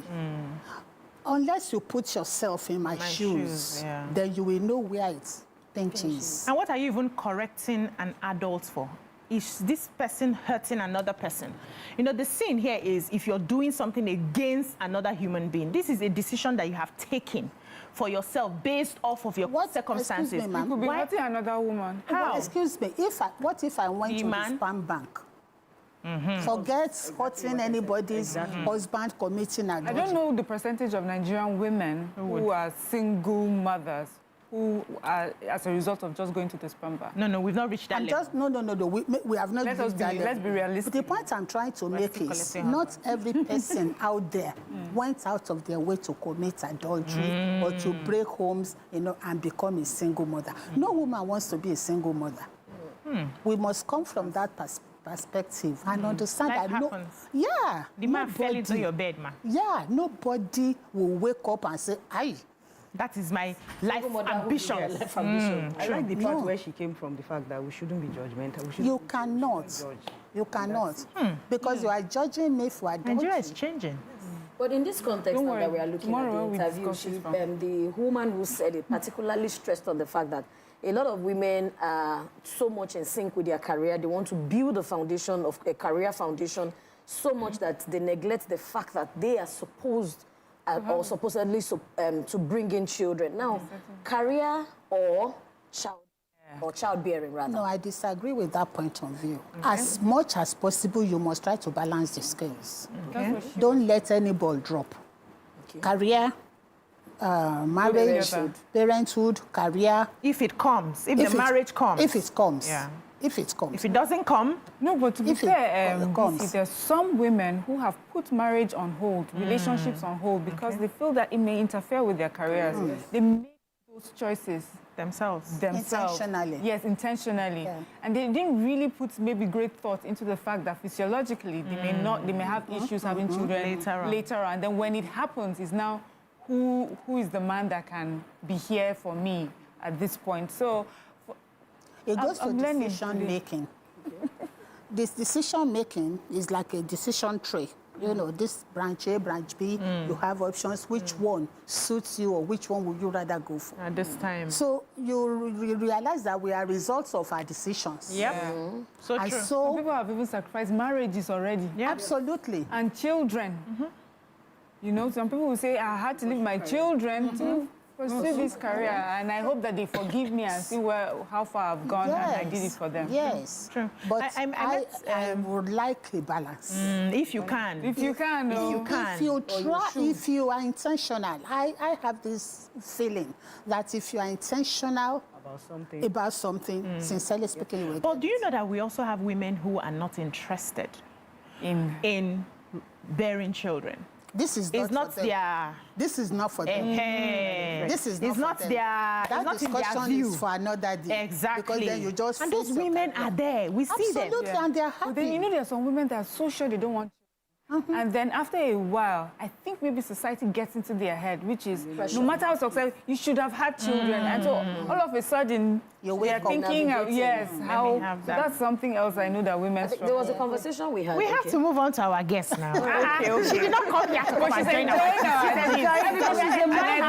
And I like her. Yes, I enjoy her too. So, let's talk about you now. Okay. You are a member of directors at Apex Tech Incorporated. Yes. And you're focused into organizational strategic planning and so forth and so on.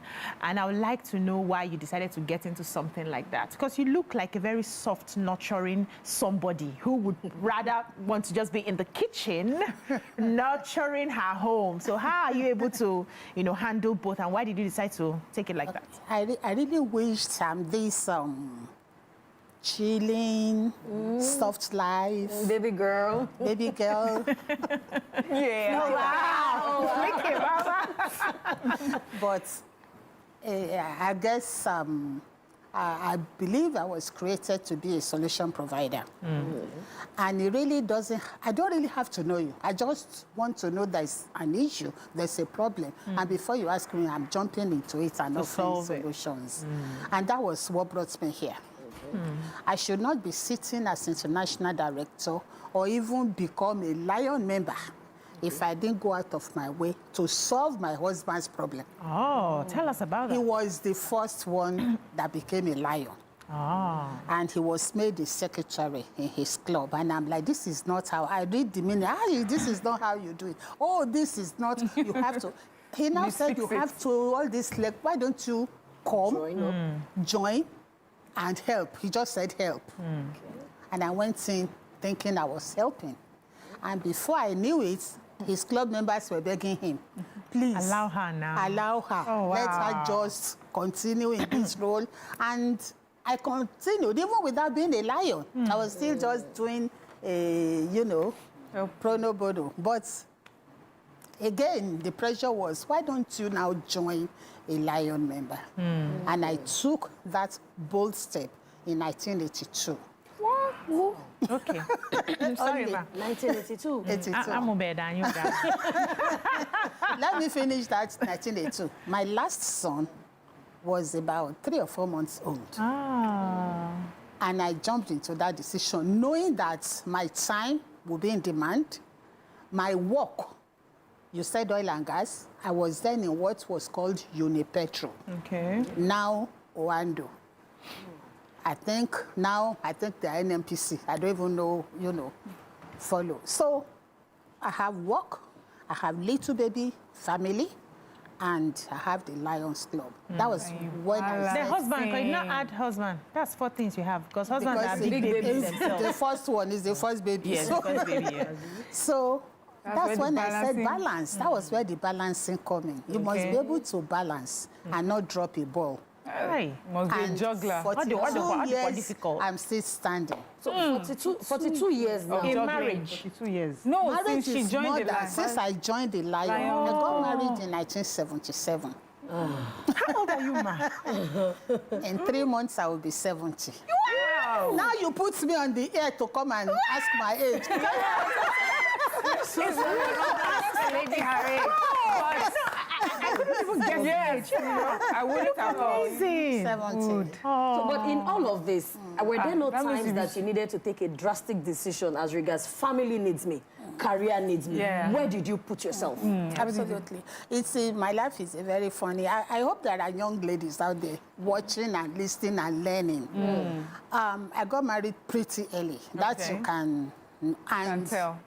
My dad gave me a condition. He said, get married, I don't care when, how early, but if you are not a graduate, go to university. Then I only had OND. Okay. If you are not a graduate in this family, I don't know what you will become.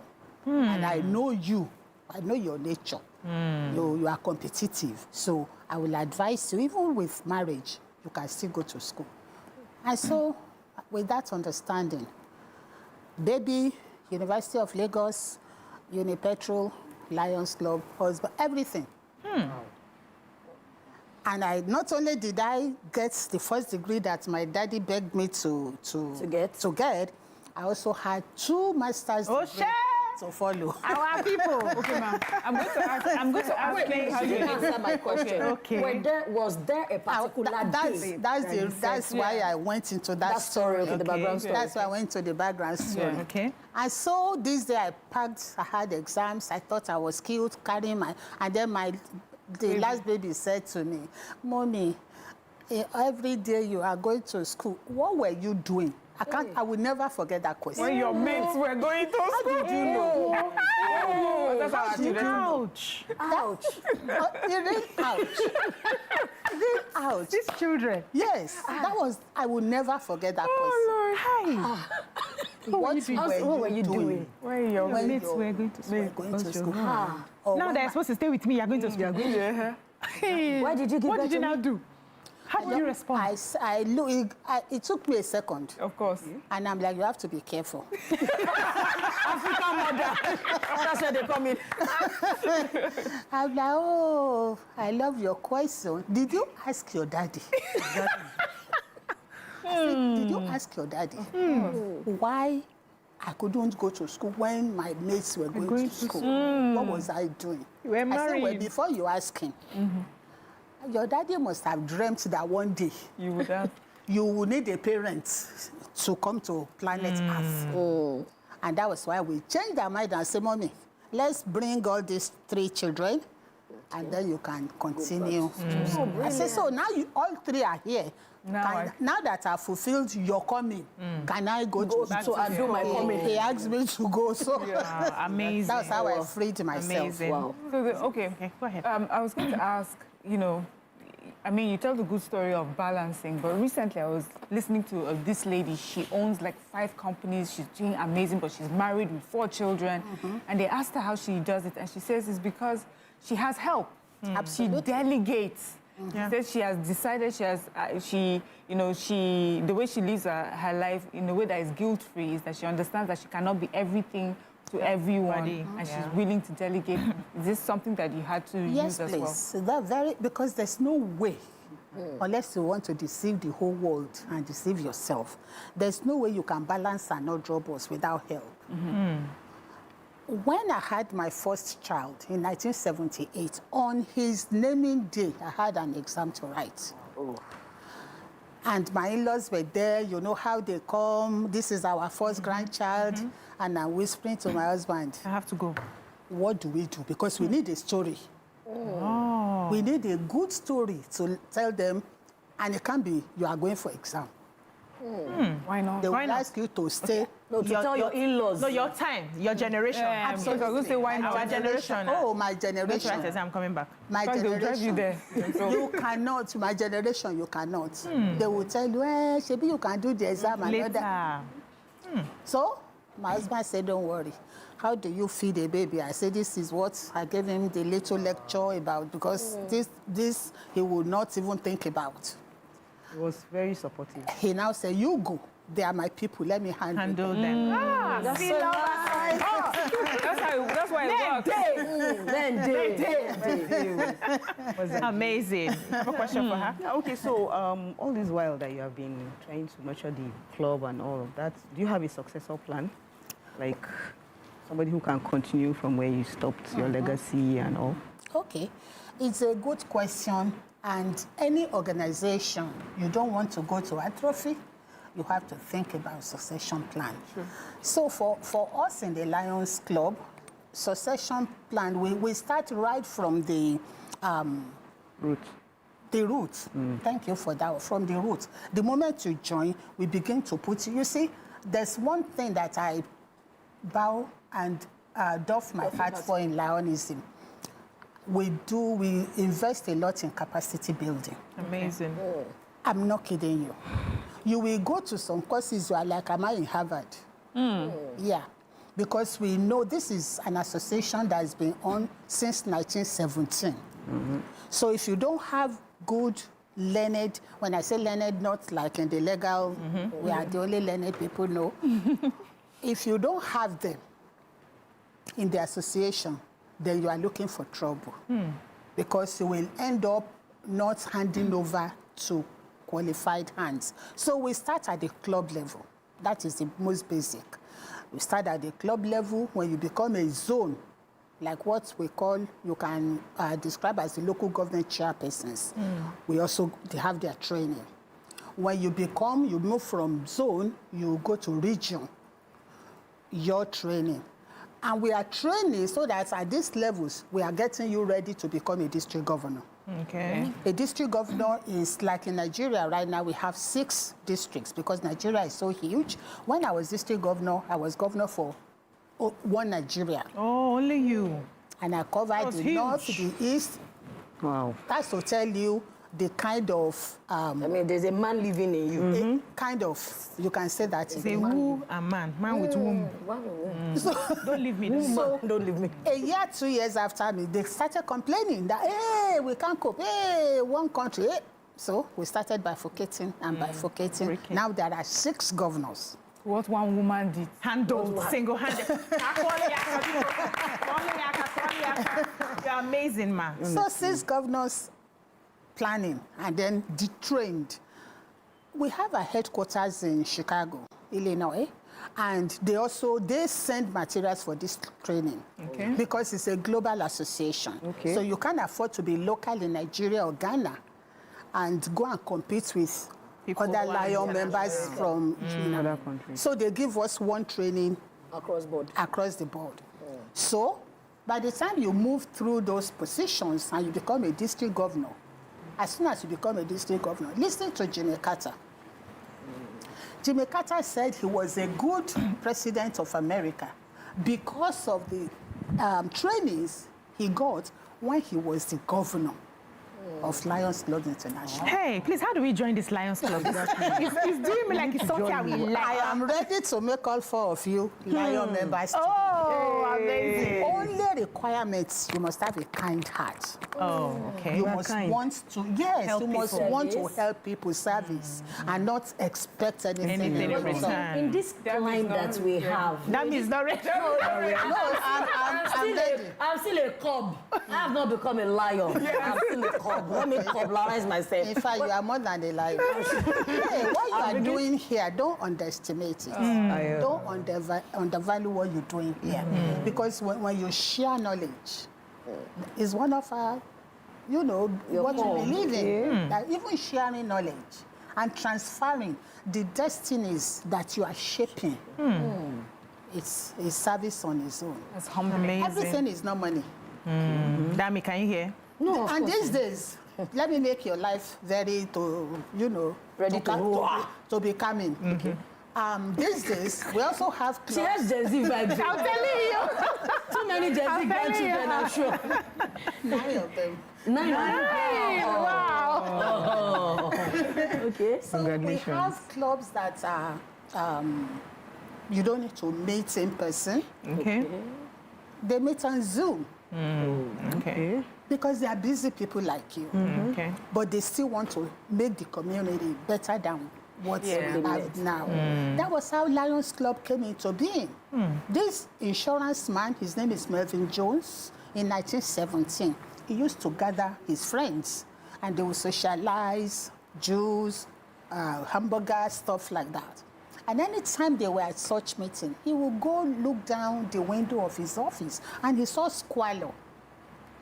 And he said to them, do you know the little pennies we spend here? If we put it together, we can do something. That was how it started. But it had for others. I want to ask, we have to wrap up. Looking at the climbs in Nigeria here and looking at participation of women, I would say that you're an exceptional woman that, that people really need to tap in your grades. These are the grades that you say, God, when, God, I beg, God. Exactly. But now, participation of women, especially in politics, from your perspective, we are more of the homemakers and women tend to shy behind and like, oh, I don't want trouble. Do you think women are doing enough, or do you think we are beginning to break barriers, or we have not even started to scratch the surface? I would say we are not doing enough. Okay. I won't say we have not started. Okay. These are 4 women that have come to join, and now we are 5. Yes, back in the days, it won't happen.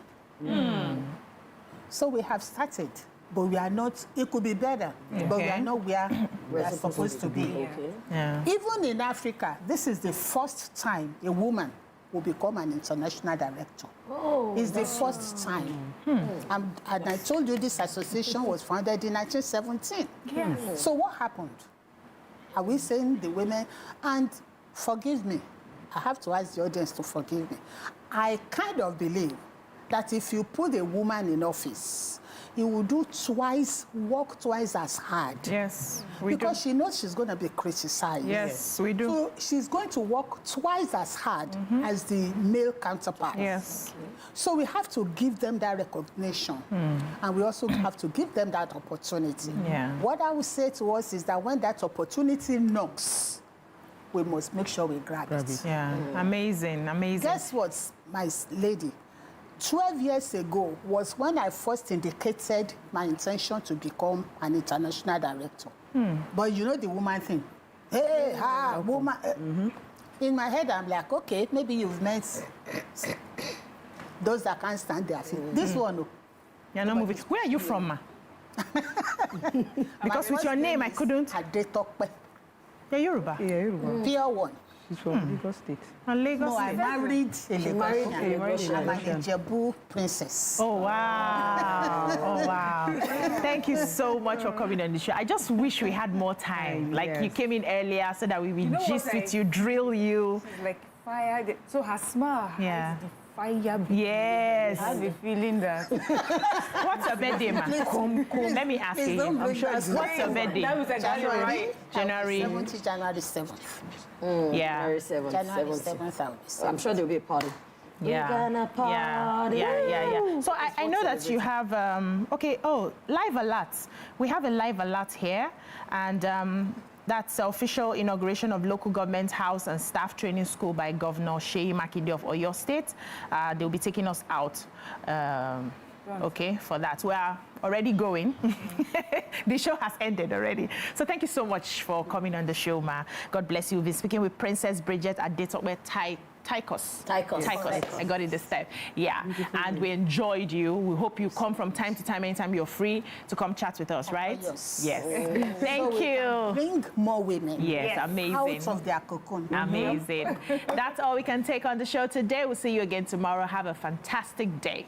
Bye-bye now.